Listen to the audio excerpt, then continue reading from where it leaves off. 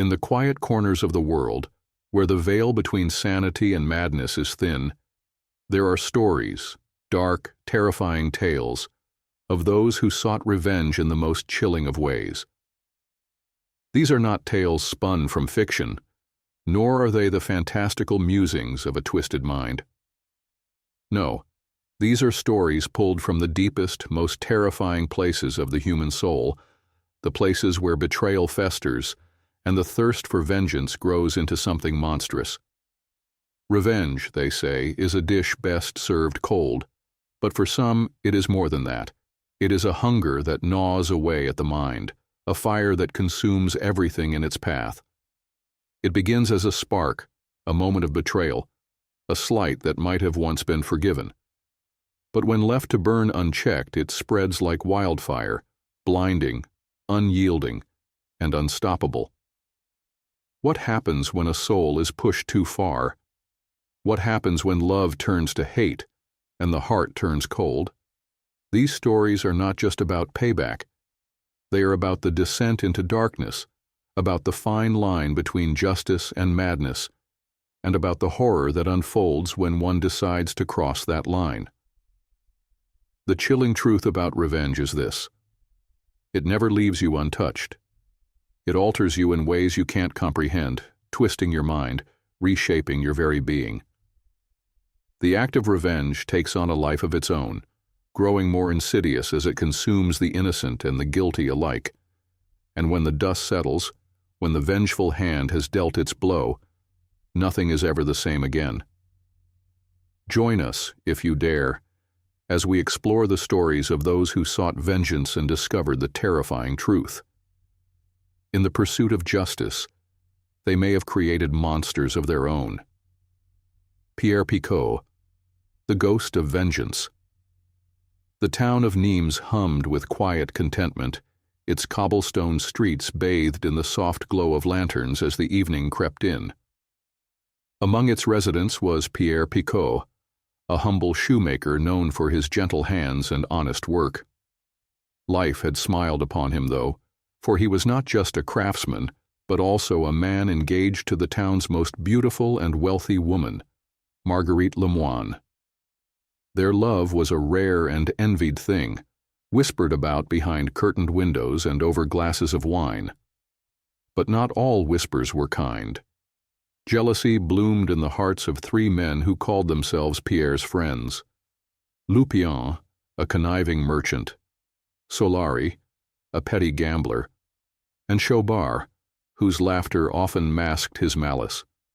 Together they conspired in the shadows, their envy growing into something far darker than mere resentment. They convinced themselves that Pierre's good fortune had come too easily, that he needed to be taught a lesson.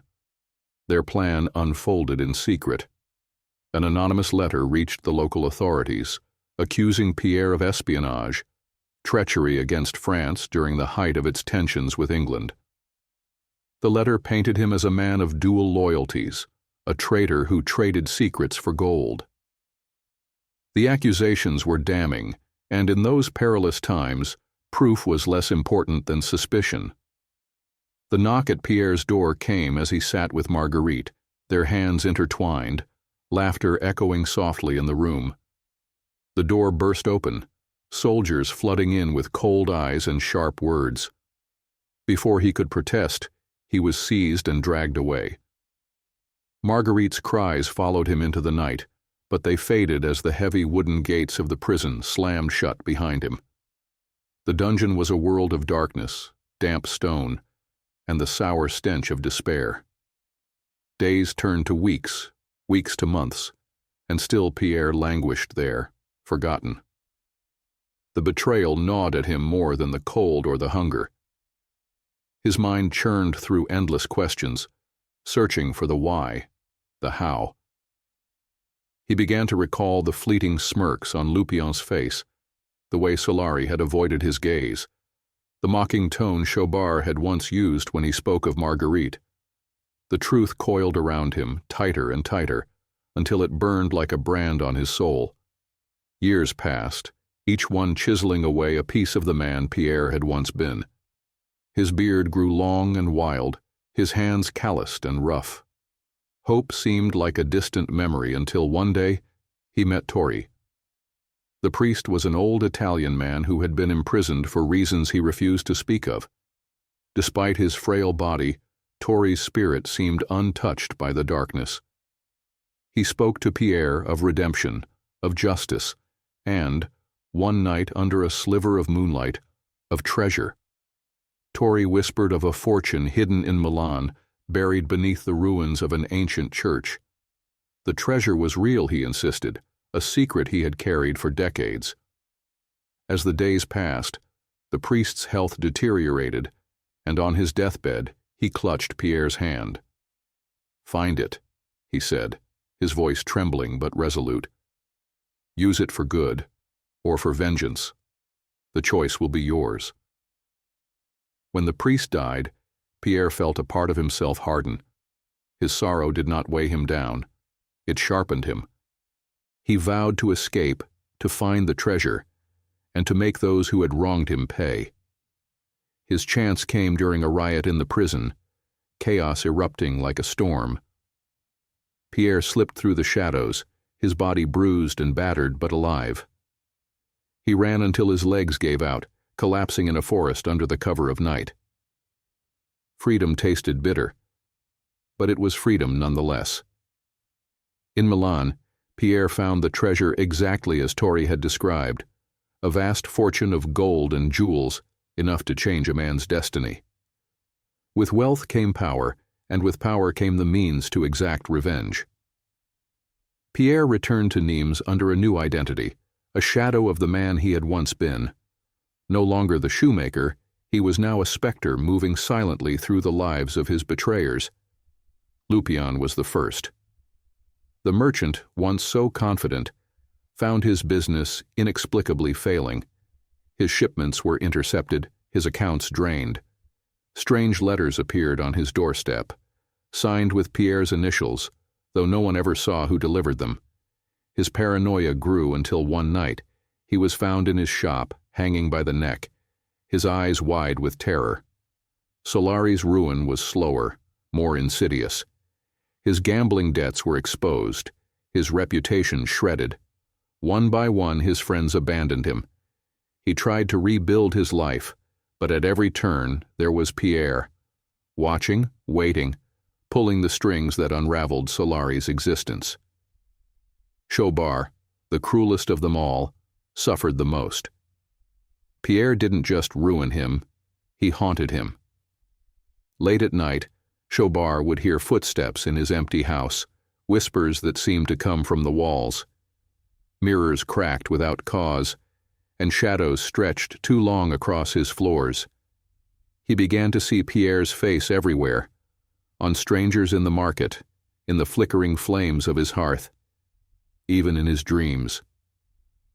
When Chaubard fled into the woods, screaming of ghosts and demons, it was only a matter of time before his lifeless body was discovered, his hands clawing at the earth as if he had tried to escape something unseen. By the time the town realized Pierre had returned, it was too late. His revenge was complete, his betrayers destroyed, and just as suddenly as he had appeared, Pierre vanished, leaving behind only whispers and a story that would haunt Nimes for generations. Some said he fled to a distant land, his vengeance sated. Others claimed the darkness he had embraced had consumed him, dragging him into the abyss. But those who knew the tale best whispered a final, chilling truth, that Pierre had not vanished at all, but was still there, watching, waiting, his spirit forever bound to the shadows of betrayal. Nicolas Jacques Pelletier, The Revenge Beyond the Guillotine. In the heart of 18th century Paris, where the narrow streets were cloaked in fog and the air was thick with whispers of crime and betrayal, Nicolas Jacques Pelletier lived a life of quiet villainy. A petty thief by trade, his nights were spent lurking in the labyrinthine alleys, his hands quick to relieve the wealthy of their purses. He was unremarkable, invisible, a man the world would forget, or so he thought. One fateful night, under a crescent moon that painted the cobblestones with silver, Pelletier's petty crimes took a darker turn. He and his accomplices ambushed a carriage on Rue des Marmousets, a street infamous for its blood-soaked history. The robbery escalated when the merchant inside resisted. In the scuffle, Pelletier's knife found flesh, and the merchant's life spilled onto the stones. What Pelletier didn't know, what he couldn't have known, was that the merchant was no ordinary man. Behind his wealth lay connections to an ancient, secret society known as the Crimson Circle, a shadowy organization rumored to deal in dark arts and unspeakable punishments for those who cross them.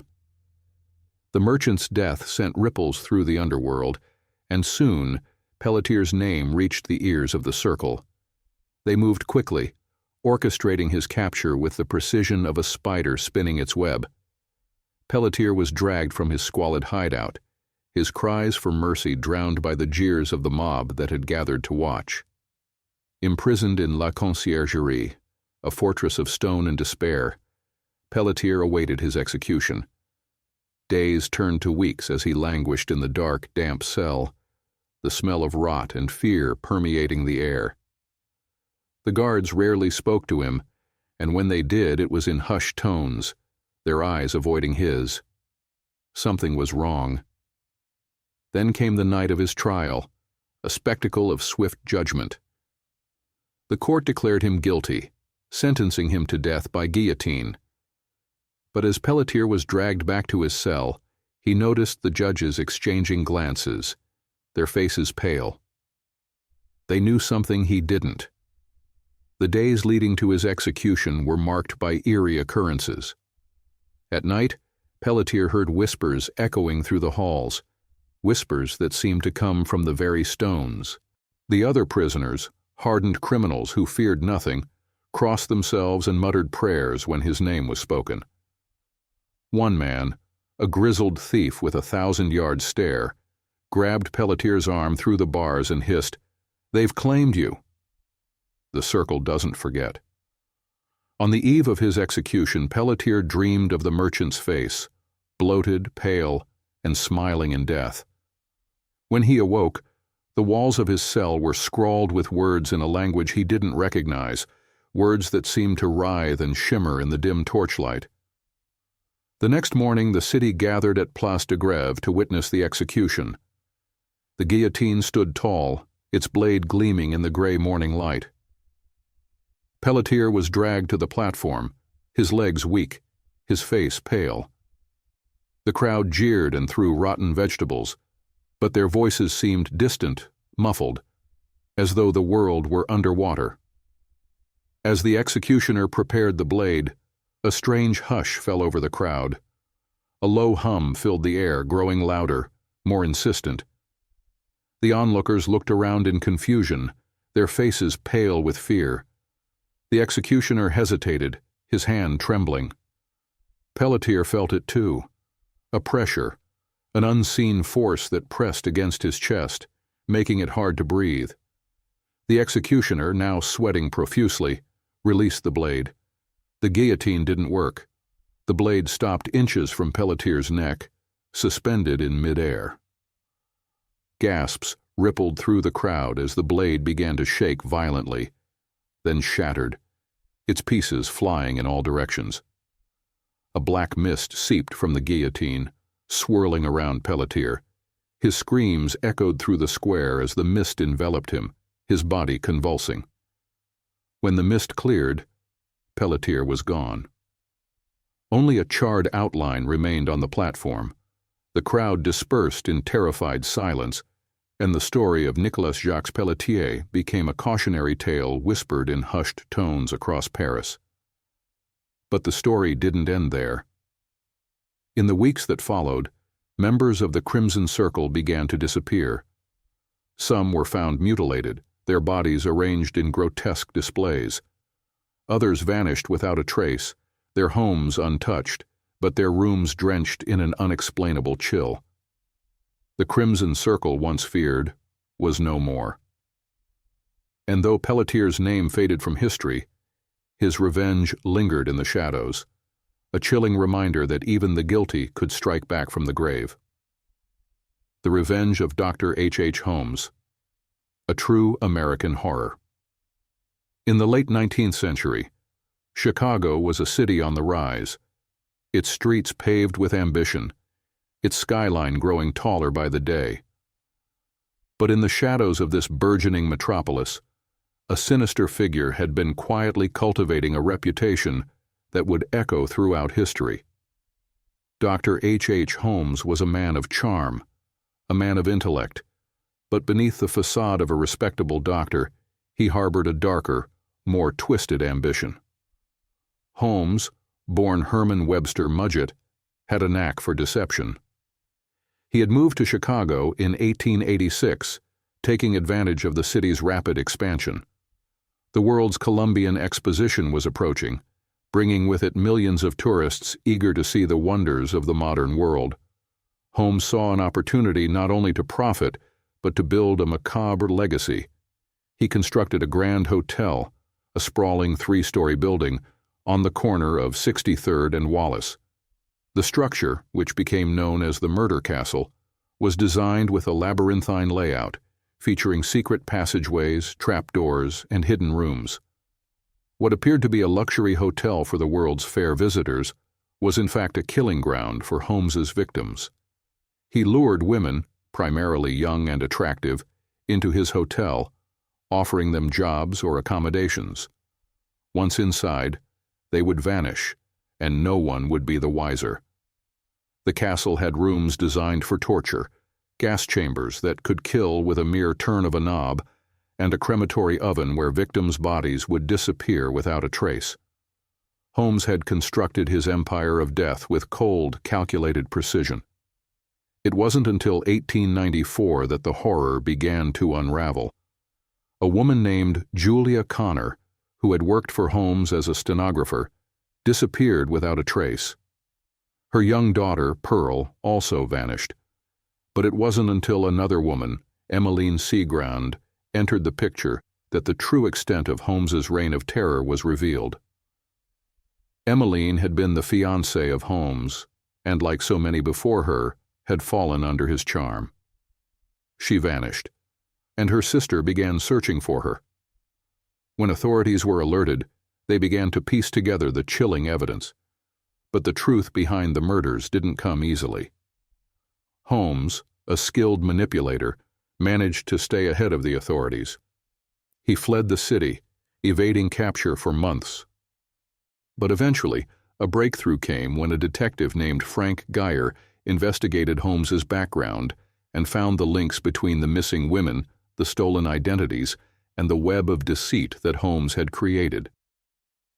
Holmes was arrested in 1895 in Boston, but even then, his tale of vengeance didn't end. Holmes's trial became a public spectacle, with the press seizing on his crimes, calling him America's first serial killer. He was convicted of the murder of Julia Connor, but authorities suspected many more deaths. Holmes's Murder Castle had already been demolished by the time the investigation began, but the rumors and whispers of his many victims would never be forgotten. Holmes was sentenced to death, and on May 7, 1896, he was hanged. His last words were reportedly, "I am a dead man, and I am no longer concerned with this world." But even in death, Holmes's story didn't end. It is said that a curse lingered over his final resting place. The ground beneath his grave became cursed, with several attempts to exhume his body failing. Some locals claim that Holmes's ghost still roams the streets of Chicago, seeking vengeance for the victims who never had their day in court. The legend of Dr. H. Holmes remains one of the most terrifying accounts of revenge in American history. A chilling reminder that sometimes the darkest monsters hide behind the most charming masks. The Hatfield-McCoy feud, a blood-soaked revenge. Deep in the hills of Appalachia, where the mist clung to the mountains like a shroud and the sounds of the forest filled the air, the Hatfield and McCoy families were locked in a bitter, bloody feud. Their story is one of vengeance, of blood spilled and lives destroyed, a tale so entrenched in hatred that it would span decades, fueled by betrayal, loss, and relentless revenge. The origins of the feud are debated, but most accounts trace it back to the years following the Civil War. Randolph-McCoy, a patriarch of the McCoy family, had a long-standing grudge against Devil Anse Hatfield, a rugged and powerful man with a reputation as a local leader. The feud started as a personal conflict between the two men, but it quickly escalated into a full-scale battle between two families. The Hatfields and McCoys were already bitter rivals before the war, but it was during the post-war years that the violence truly took root. The first significant bloodshed occurred in 1878, when a McCoy, Alifair McCoy, was accused of stealing a pig from the Hatfields. The theft, real or imagined, was enough to spark a deadly confrontation between the two clans. The McCoys believed the Hatfields had acted in revenge, and the cycle of violence began. By 1880, things had grown far worse. The Hatfields were known for their brutal tactics, and the McCoys were no strangers to violence either. On one fateful day, Rosanna McCoy, daughter of Randolph McCoy, was involved in a romantic relationship with Johnson Hatfield, the son of Devil Anse Hatfield. This seemingly innocent romance ended in disaster, as both families refused to accept the union, seeing it as a betrayal. Rosanna was humiliated, and the tensions between the two families erupted into violence once again. Johnson Hatfield was killed by the McCoys, and the Hatfields retaliated with their own form of vengeance. What followed was a series of brutal murders, with each family striking back at the other, each act of violence leading to more deaths and more revenge. The Hatfields, with their powerful influence, were relentless, and the McCoys, desperate to fight back, grew more ruthless. The infamous McCoy Massacre of 1882, where several members of the Hatfield family were killed in a bloody ambush, was the turning point that set the feud ablaze. The McCoys were outnumbered and outgunned, but their desire for revenge was unyielding. They retaliated with fire and blood, killing any Hatfield they could find. The feud reached its peak in 1888, when a brutal confrontation between the families left several dead, and the authorities were forced to intervene.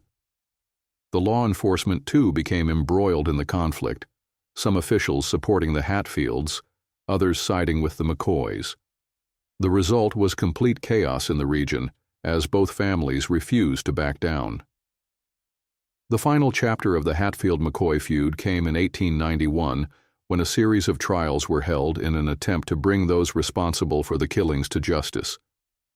Both families were hunted down by the law, and many of them were sent to prison for their roles in the violence. However, the damage had already been done. The legacy of the feud haunted both families for generations. The blood-soaked revenge had left its mark, and even as the years passed, the bitterness between the Hatfields and McCoys lingered. In the end, the Hatfield-McCoy feud serves as a grim reminder of the destructive power of vengeance. No one emerged unscathed, and the bloodshed left behind a legacy of broken lives and shattered families. The Hatfields and McCoys would never fully recover from the violence, and their tale became a dark chapter in American history, one in which revenge was a slow-burning fire that consumed everything in its path. The feud, though seemingly long over, still echoes in the mountains of Appalachia, where the mists rise and the ghosts of the past are never far behind. The vengeful justice of the Black Widow, a true story of murder and betrayal. In the small town of Gorman, Texas, in the 1950s, the picturesque surroundings masked a deeply dark and twisted story. Beneath the surface of this seemingly quiet community, a woman named Clara Harris led a double life, one that would leave a bloody trail of revenge that would echo through the years. Clara was a well-respected woman in the town, intelligent, well-mannered, and beautiful. Her husband, Richard Harris, was a successful businessman who ran a local dry cleaning service. They lived in a modest but comfortable home with 2 children. To the outside world, they were the epitome of the American dream. a couple whose love seemed unshakable. But behind closed doors, Clara was harboring a storm of resentment that would soon come to fruition. Clara's life was not as perfect as it seemed. Richard, her husband, had grown increasingly distant, emotionally withdrawn, and, unbeknownst to Clara, had begun an affair with another woman, a woman who worked at the dry cleaning business named Ruth.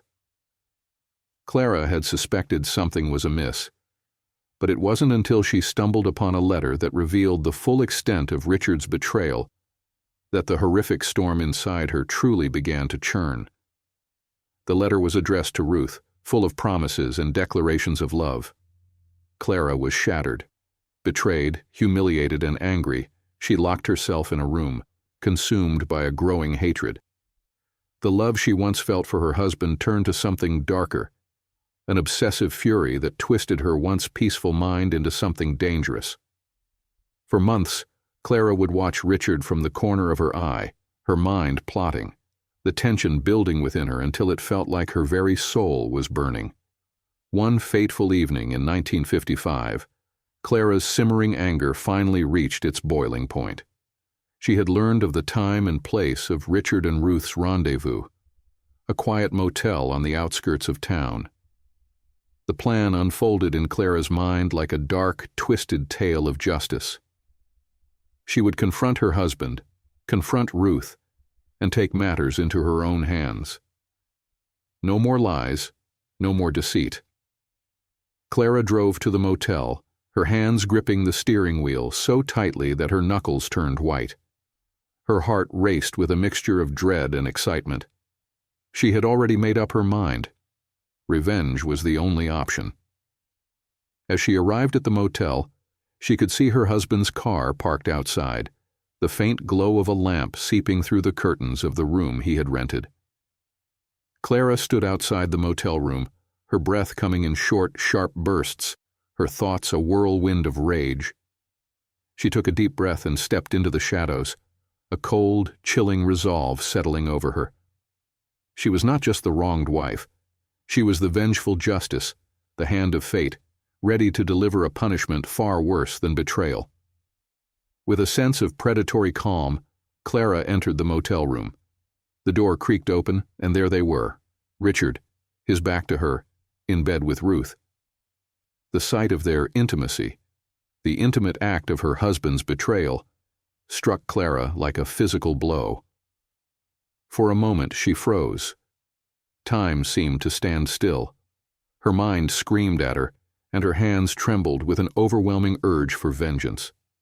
In that moment, Clara's mind went blank. Her feelings of betrayal and rage fueled her actions.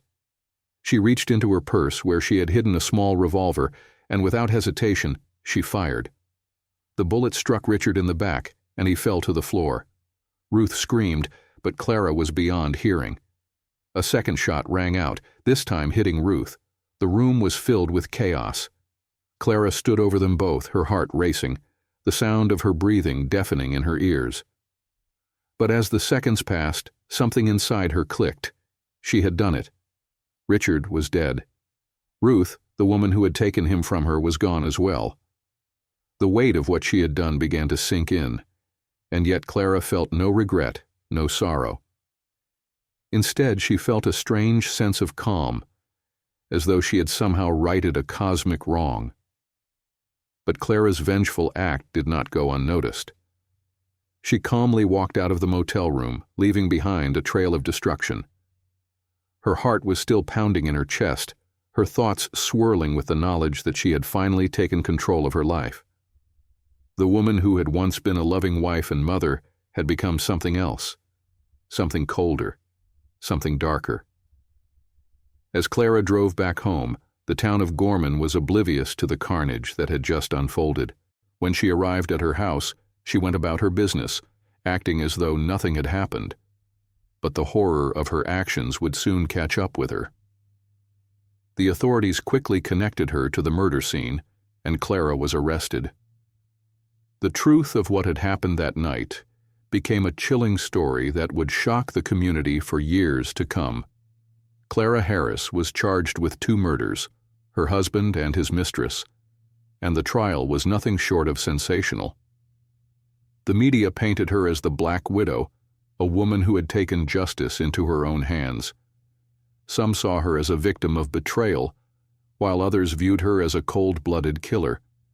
The courtroom was filled with a palpable tension as the case unfolded, and Clara's fate hung in the balance. In the end, Clara was convicted of murder. She was sentenced to life in prison, where she would spend the rest of her days. But even behind bars, the story of Clara Harris and her revenge lived on. The small town of Gorman would never be the same again, haunted by the actions of a woman scorned, a woman who had sought vengeance with no remorse, no hesitation. The tale of Clara Harris serves as a stark reminder of the darkness that can take root in the human heart. When love is betrayed, when trust is shattered, the thirst for revenge can transform an ordinary person into something monstrous. Clara's story is a tragic and terrifying example of how vengeance, when allowed to fester, can consume everything in its path, including the person who seeks it.